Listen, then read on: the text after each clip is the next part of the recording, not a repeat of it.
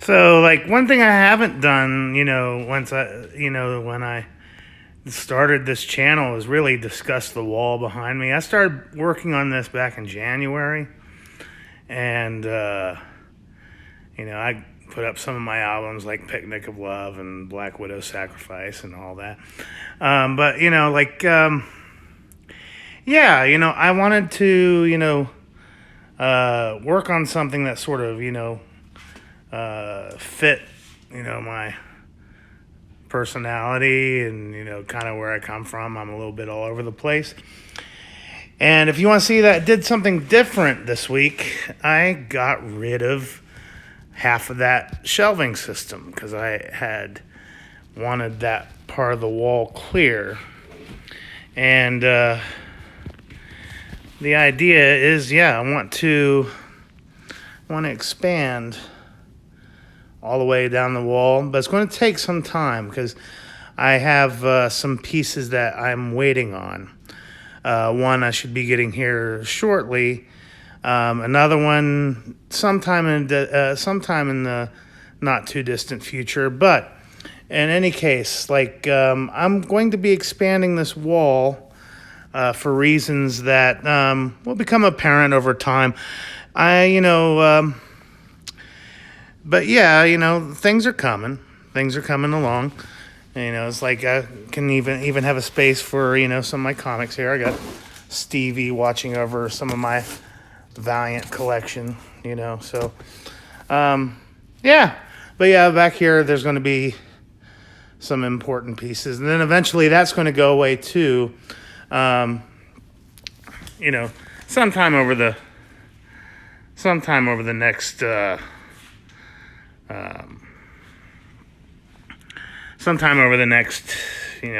couple months, we'll see some expansion because big things are coming. We have like a fast food place here in town. It's like, good things are coming at Lucky Wishbone. And it's like, good things are coming on Low Tide.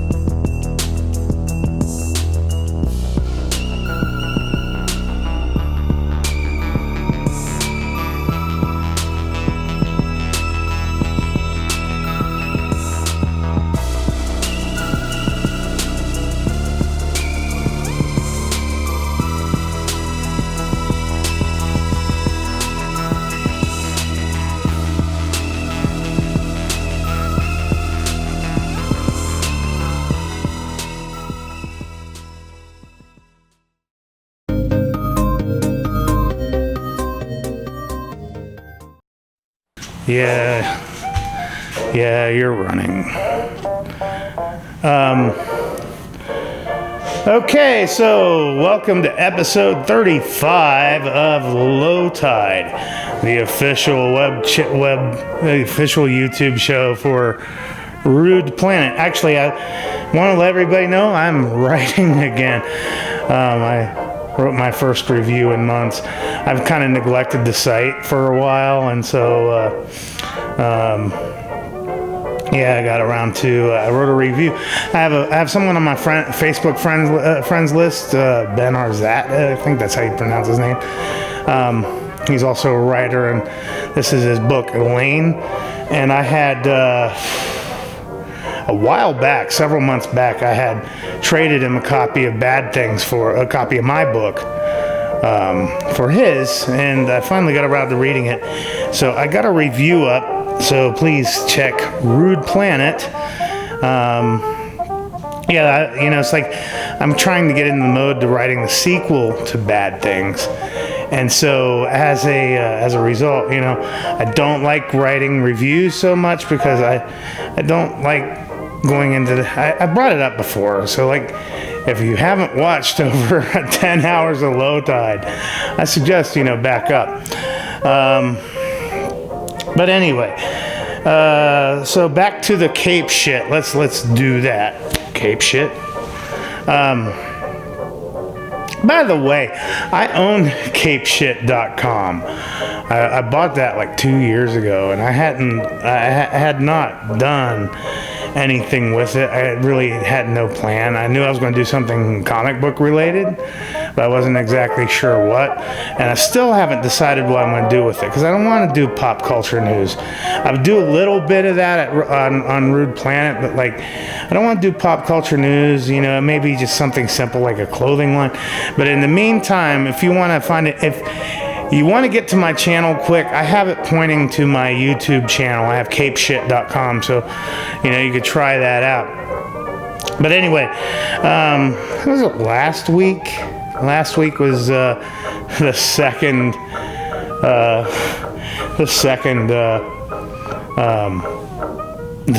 weekend for DC Fandom, and you know, it was like, you know, noticeably different. Like the first Fandom, you know, is like all day long there was, you know, like one notification on Key Collector's app after another, because there was like tons of news. You know, you had the Batman trailer and the Snyder cut and everything like that, you know, and it suspiciously happened not too long ago after the apocalypse hit DC Comics.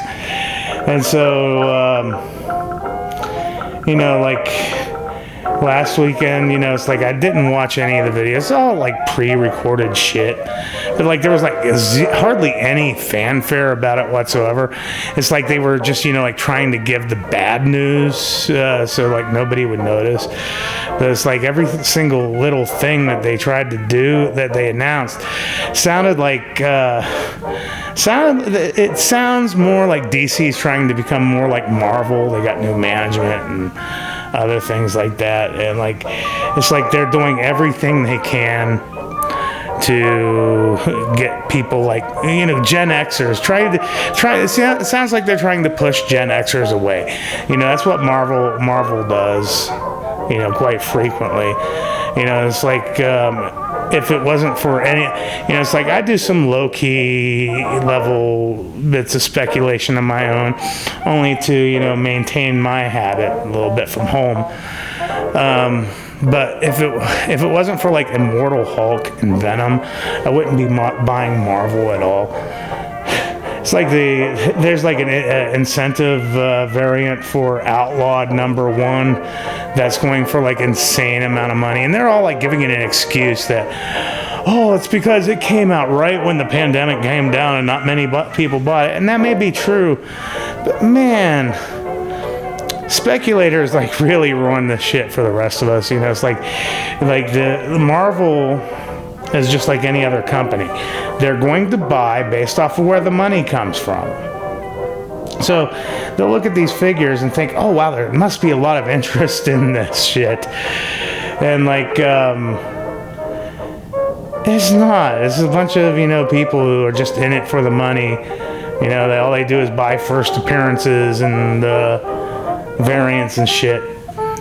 And, you know, it's like, so we got something called Outlawed, and essentially like the entire series revolves around all the young Marvel characters. And like to Marvel, it looks like all these characters are really hot, but it's really because speculators are thinking they're going to get rich off of that. They're thinking, you know, it's like the first appearance of Miles Morales is going up for thousands, and so is like a couple issues of the first appearance of Kamala Khan. Here's the thing. Miles Morales is a great character, and I like him a lot. I think that he's a good addition to Marvel. The Edge of the Spider-Verse is a fantastic movie. I guess my issue with Miles Morales is he's a little bit too much like Peter Parker. But beyond that, he's a really solid character. I don't really care for Riri Williams that much. I haven't read too much of her, but like the little bit I have, she just doesn't come off as very likable. And Kamala Khan, she's got a really great personality. But here's the thing about her. These stretchy powers, you know, it's like even with Fantastic Four. I love Fantastic Four, not so much as a comic book, but as a sci-fi concept. But even like, you know, Reed Richards, you know, looks ridiculous, you know, doing all the twisting and turning and all that. You know, it's more appropriate for something like, say, Plastic Man, you know, because Plastic Man is sort of steeped in comedy or founded in comedy.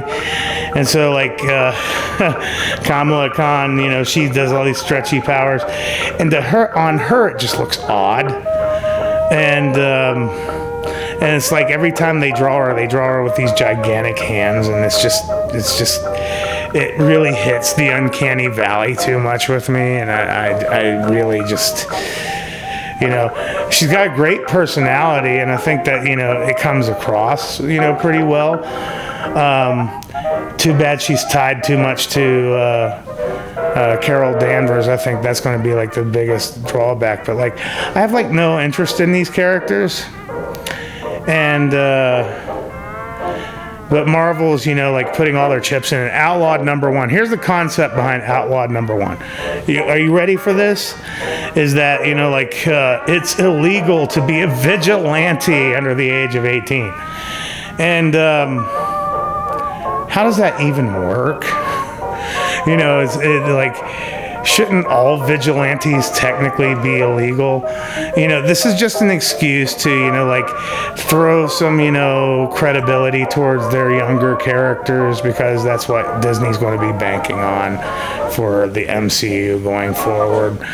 And it's just pretty it's a flimsy premise that, you know, just, you know, the more you look at it, you know, forget it.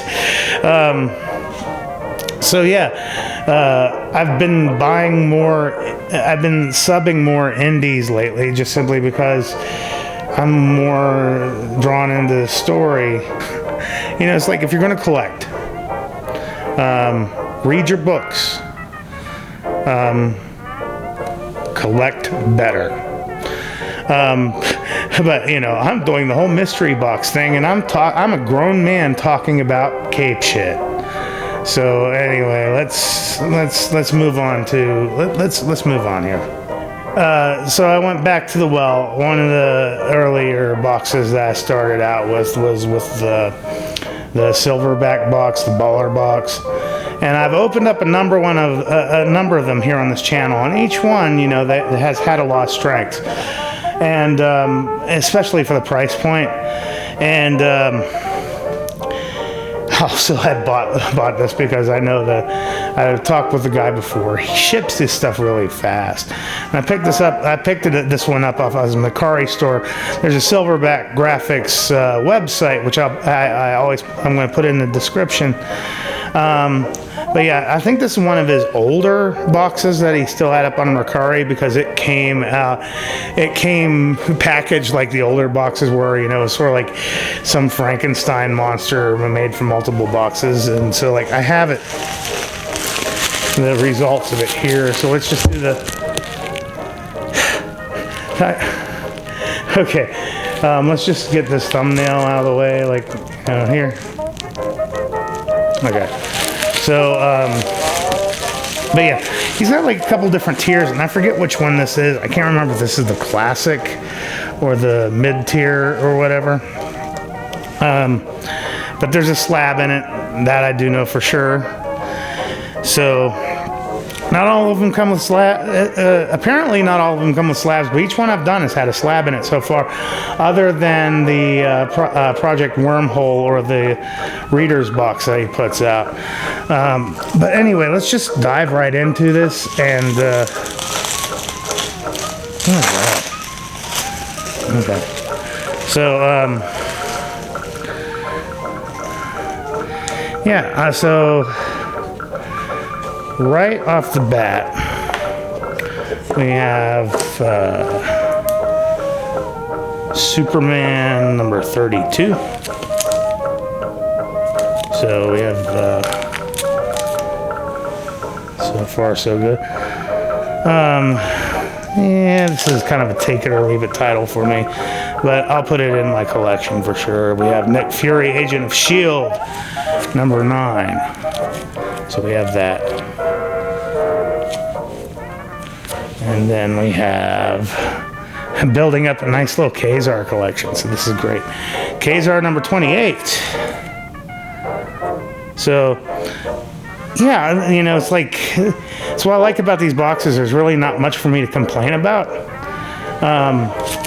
Maybe there's not a lot to talk about, but there's not a lot to complain about because, you know, while this might be some dollar bin stuff for some people, you know, this is the kind of stuff that I actually collect because this cover is great. And then we have we got the New Warriors number 33. So we got that. Oh, nice. I've been talking with a friend of mine about this series for a while too. This is a Marv Wolfman series. Night Force number 14. He just picked it up. I've been picked it up within the past year, and I've been keeping this on my radar. So, yeah, this is definitely going into my collection because I'll pick up. I'm going to start picking that up. But oh yeah, this box is definitely worth it. I almost picked this up earlier this year too, before things went to shit. And it's not really pricey, but it's a 15 center. And it is the first appearance of the Overmind on Fantastic Four. Yeah, I can't remember why I turned it down. It was over at Bookman's. We have like a used bookstore here in town. And they had this for, you know, like $10 or something. And I turned it down because I have like some condition issues. And I wasn't really, and this one's got some, it's like got a crease and a few things. But I actually was going to pick this up. You know, it's like I was just bitching about Fantastic Four. I wasn't really bitching. As I said, Fantastic Four is great as a science fiction piece. And it's one of those reasons why it's almost impossible. Go back to my Capone review. I talk about the Josh Trank Fantastic Four movie. You know, I remember in an interview that Josh Trank gave about Fantastic Four, he had a great concept for Reed Richards, and I forget where it was, but like the concept was that Reed Richards' powers wasn't that he actually stretched, but he had like the ability to warp time and space around him. So when he would act on that, you know, on that time and space bubble or whatever, it would appear as if he's stretching. And that would have been a cool effect to pull off, you know, because I could see, you know, him like almost appearing like 2D in a way. It's like it was pulled off in the way I would have done it. Because I like Fantastic Four as a franchise. But yeah, I'm getting off this. This has definitely got me happy. And I got like a really classic Fantastic Four off of a earlier box from Silverback. So how can anybody complain about this? This is a great little box. It's not that, you know, unless Overmind has something to do with the Eternals movie, I really can't say, you know, like this book is going to ever really go up in value. But, you know, it's going right into my personal collection. So, and then we got an older, oh man, I love this, all the comic westerns too. We got this is a Marvel Western gunfighters featuring Black Rider, Apache Kid, and Matt Slade. Treachery at Hangman's Bridge. Man, that cover's awesome. Look at this. Look at this. Oh man, that, as I said, I'm going back to the well. I've yet to be really turned off by Silverback's boxes. Yeah, so that's happy. So here's a sticker, and that's going to go right on my car. Silverback sticker. But Okay, here's the slab. There's this. Sandman number 13. Yeah, I'm working on a Sandman collection too, and this is a 9.4. So, yeah, it definitely falls in line with what I'm collecting. Here's my thing about Sandman, though. You know, the Sandman is a series that, you know, is really a series for reading, and I want a complete run of Sandman, but I don't think I want graded versions of Take Two. I don't think I want graded editions of Sandman. I think I want them raw so I can actually read them. You know, even the first appearance of Morpheus and